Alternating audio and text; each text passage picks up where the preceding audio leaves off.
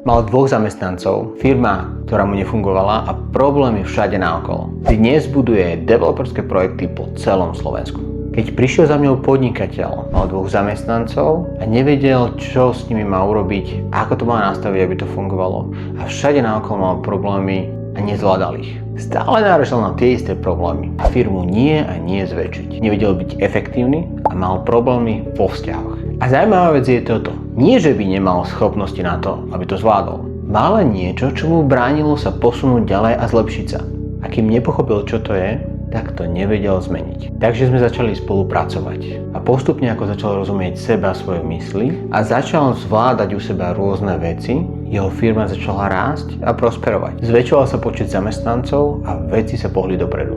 A práve v tom momente, keď sa veci zlepšili, tak sa rozhodol, že ich v dobrom bode predá a začal sa venovať developerským projektom.